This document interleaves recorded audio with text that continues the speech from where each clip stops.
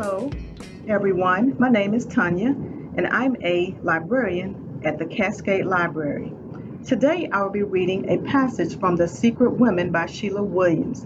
This is a great story about three middle aged women, Elise, Dee Dee, and Carmen, who are all in a yoga class together. They soon discover that they also have something else in common. All of their mothers have passed away.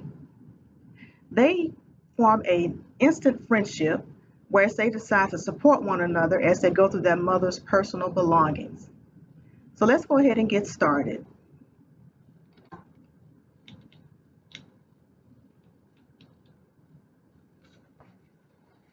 Elise. Friends are formed out of shared experiences by people who sometimes have similar interests, who attend the same class at school, who enjoy the same music or art, or who have grown up together and enjoy the contentment of memories across the landscape of their past. Elise had friends from all of these categories, but she had not thought could bond so instantly or deeply with two women outside of a weekly yoga class she hadn't attended in 2 months. She barely knew. She hadn't been sure of their names before tonight, but that didn't matter because Dee Dee and Carmen were more familiar with her inner feelings than anyone, feelings she hadn't felt safe sharing until now. Their mothers, too, had left them feeling both bereft and empty. Like the orphan Paddington bear, Carmen had commented as they walked out of the Margaret Rita's that night. They'd been left on a train platform with only a worn out suitcase and a jar of marmalade for company. Lots of people had mothers who died. So why hadn't Elise gotten over it, gotten on with it, or moved forward? And why hadn't Dee Dee and Carmen? It's un-American, Carmen had said earlier in the evening while rotating a tortilla chip around in her hand. That Puritan thing about not showing emotion, the work ethic about moving forward, and imminent dominant domain thinking, bored, sad, conquer somebody. We don't know how to cope with expressions of grief. It makes people uncomfortable, Elise said. I mean, it's okay to cry. A little, Dee Dee interrupted. Elise smiled. Yes, a little. Cry a bit at the wake, sob if you must at the funeral. And you know black folks can perform at a funeral, Carmen said, chuckling. I'm a preacher's kid. I should know. But once that's all finished, put your tissues away, get out of the black clothing, and move on. Outward expressions of grief make people squirm. Elise had said this, had uttered the words aloud, although she hadn't intended to. She thought about the expressions on her son's faces when she got teary-eyed. She heard the words of her ex-husband Bobby in her head. Now, Lissy, you need to get over this. You can't keep this up. It's not good for you. What you mean is it's not good for you, she remembered thinking viciously. The grief counselor's comments had been illuminating. It'll be over when it's over. There's no stopwatch marking the time you need to grieve for a loved one. Get that concept out of your head. There's no formula, protocol, or rule. It'll take as long as it takes. But if Elise was honest with herself, there were times when she thought it had gone on too long. The problem was she didn't know what to do about it. After pushing the mute icon on the car radio, she drove home from the dinner in silence, let herself into her house, ignored the blinking light on the answer machine, and contrary to habit, left the TV remote exactly where it was, on the arm of the couch. She put away her clothes, turned on the taps of the tub, and sat on the edge of the bed while it filled her mind 1,000 miles away. It was strange, even sad, to think that she'd gotten more out of this evening sharing her pain and loneliness with her new friends than she had in all the months since her mom died. But that was the way it was. They had laughed, cried, vented, and shared anecdotes about their mothers. Joan, the minister's wife, Laura, the artist, Marie, the globetrotter. Elise felt better than she had in weeks. She lit candles and set them beside the tub, but she didn't turn on the music that had filled her head today. Valerie June, Emily Sunday, Tony Bennett, the energetic thump thump of her favorite Beyonce tune, the song that always got her going in Zumba class. No, now was the time for silence. It filled the emptiness just fine. Cashmere, her ageless Siamese, padded into the bathroom on Ghost's feet and settled himself next to the heater vent. Elise took a deep breath, inhaling the gentle, exotic scent emanating from the candles, and sank into the water until it covered her shoulders.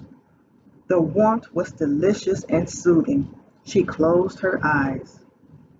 Three women, different in background and experience, yet united in their pain over the loss of their mothers.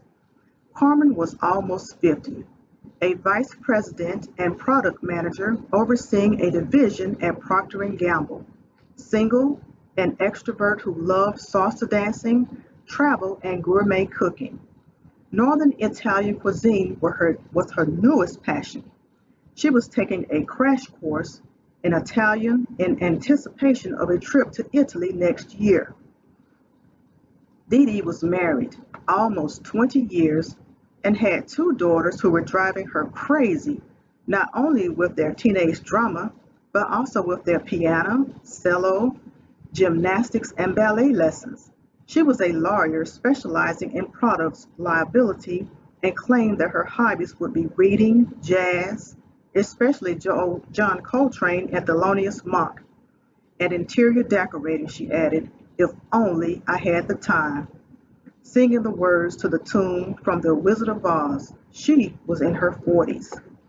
And then there was Elise, in her early 60s, with two grown sons and one granddaughter, who had retired from one career and was now deeply into another, with one published book and another one in the works.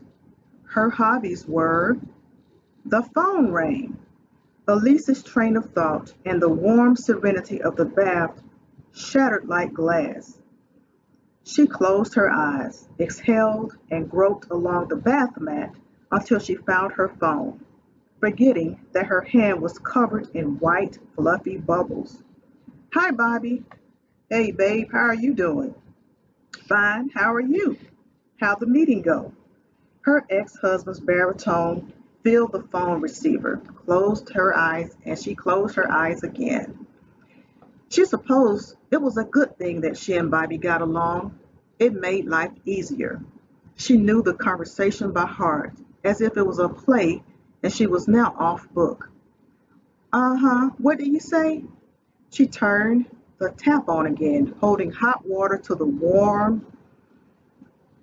The sensation was delicious. Now the water was up to her neck. Right, right, I get it. So what's next? Bobby was an IT manager, proficient in all things software, bits, bytes, cookies, the inedible kind, and internet security. He knew spyware, malware, and every other kind of ware there was. Elise knew enough to turn on her laptop, move the mouse around, and do her work.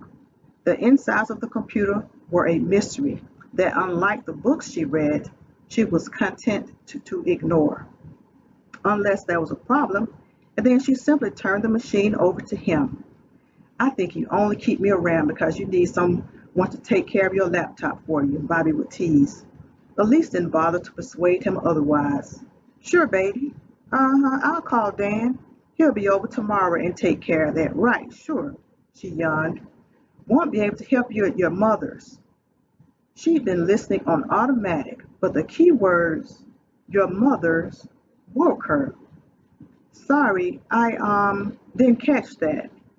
There's an issue with the off-site servers and I'll have to go in on Sunday. So I won't be able to help you at your mother's condo. Can you manage on your own? She said yes, and eventually good night. She wiped the bubbles off the phone and made sure it was dry and set it down. And then she sat up in the tub, oblivious to the rush of the cool air across her body. Your mother's. She was her mother's executrix, going about the business of after death and following the probate attorney's instructions.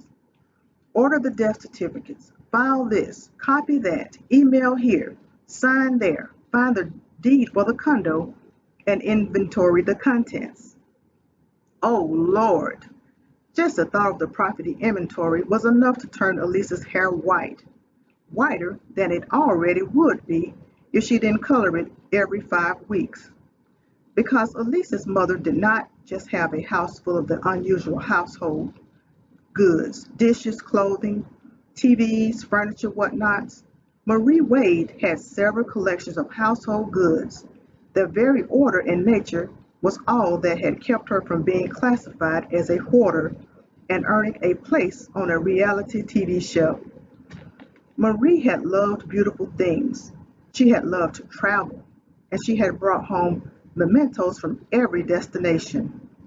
She had adored jewelry and had learned enough about each style and era to become an expert. She had adored music and collected not just one, but 2 or 3 different recordings of her favorite works, and on and on. And so there were, by Lisa's initial count, 10 sets of china, including the Christmas and the zebra patterns, 5 distinct collections of jewelry, including Southwest Indian, Victorian, and Art Deco styles, white, pink, pale amber, and black pearls, and silver and 18 or 24 karat gold pieces, and art from Marie's Southwest phase and her Asian phase, plus her collection of African masks from various nations, her modern African American pieces, and the landscape she'd purchased in her later years when she joined the Sierra Club and became passionate about natural environments that were in danger of pollution or erosion. Her favorite piece had been a mountain view of eastern Kentucky, an area that had piqued her interest when she learned that mining companies were blowing the tops off the rugged hardwood forested hills. Marie Wade's 2 bedroom condominium was not just a home, it was a museum of arts and cultural artifacts. And it was up to Elise to sort through every piece, itemize it, and record it on the estate household contents inventory form, and then do something about it, do something with it. The thought of the task made her want to submerge herself in the tub like a submarine. She started the process several times, but it was a daunting mission. Each time she'd given up in frustration and anguish. There were her mother's things, Marie's treasures, each item lovingly chosen and used or displayed with pride. It broke Elisa's heart because she knew there was no way she could keep everything. In fact, there was no way to keep hardly anything. She didn't have the space.